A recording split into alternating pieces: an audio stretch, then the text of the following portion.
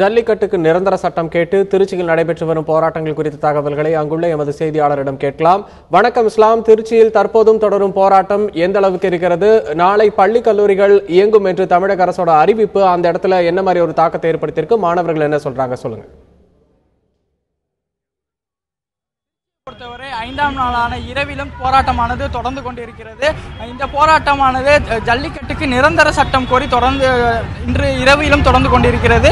இன்று மாலை 6 மணிக்கு மேலே இங்கு சில ஆயிரம் பேரோடு இன்று காலை தொடங்கிய போராட்டம் பல்லாயிரக்கணக்கான மாணவர்களும் இளைஞர்களும் பொதுமக்களும் இந்த பகுதியிலே கூடியிருக்கிறார்கள். அவர்கள் கோருவதெல்லாம் எங்களுக்கு ஜல்லிக்கட்டுக்கு நிரந்தர சட்டம் வேண்டும், அப்பொழுதுதான் நாங்கள் இந்த இடத்தை விட்டு களைவோம் என அவர்கள் தெரிவித்திருக்கிறார்கள்.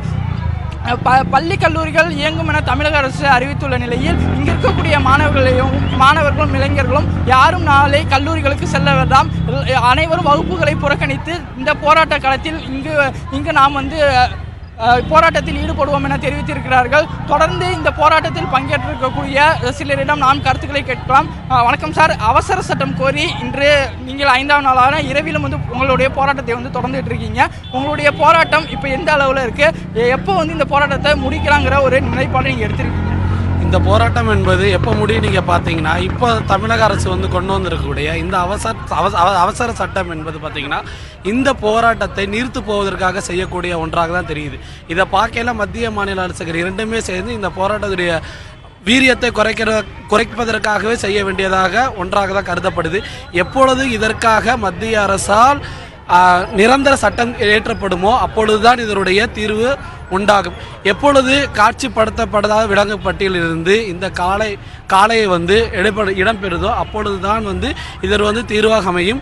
இப்போ கொண்டு வந்திருக்கக்கூடிய இந்த அவசர சட்டம் என்பது ஒரு கண் துடைப்பாகவும் மத்திய மாநில அரசினுடைய நாடகமாகவும் தான் நமக்கு தெரிகிறது. இந்த போராட்டத்தை நீர்க்க செய்ய வேண்டும் என்பதற்காகவே இவர்கள் செய்யக்கூடிய சூழ்ச்சியாக தான் இது தென்படுகிறது.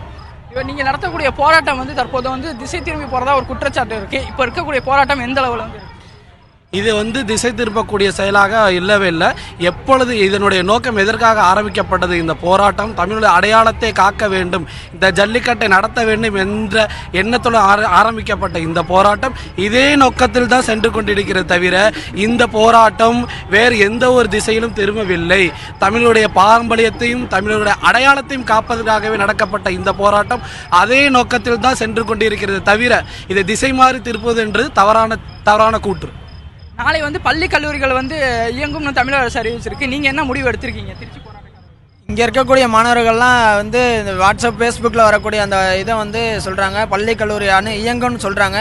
ஆனால் இங்கே இருக்க ஒரு மாணவர் போக மாட்டோம், இது அவசரம் சட்டம் கொண்டு எங்களுடைய இதை இது திசை திருப்புறாங்க அரசாங்கம். மத்திய மாநில அரசு எங்களுடைய எல்லா செயல்களையும் பொய்ப்பிக்கலாம் அப்படின்னு சொல்லிட்டு. ஆனால் மாணவர் குரல் ஓங்கும்.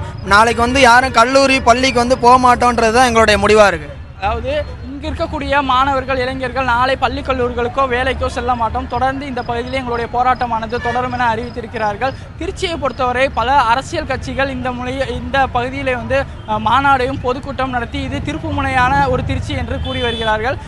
இந்த நிலையில் இங்கு பல போராட்டங்களும் இங்கு இந்த திருச்சி பகுதியில் நடந்திருக்கு. ஆனால் மக்கள் அது ஒரு மாணவர்களும் இளைஞர்களும் தொடர்ந்து ஒரு 6 நாட்களாக நடத்திய போராட்டத்தினால உடனே அவசர சட்டம் கொண்டு வரக்கூடிய ஒரு நிலைமைக்கு மத்திய மாநில அரசுகள் சென்றிருக்கக்கூடிய நிலைமையில் இன்னும் நம்முடைய போராட்டத்தை வீரியமாக எடுத்து சென்றால் நிரந்தர சட்டம் நம்மளுக்கு கிடைக்கும். அதனால் நாம் போராட்டத்தை தொடருவோம் என இங்கு வந்திருக்கக்கூடிய மாணவர்கள் கருத்து தெரிவிக்கிறாங்க.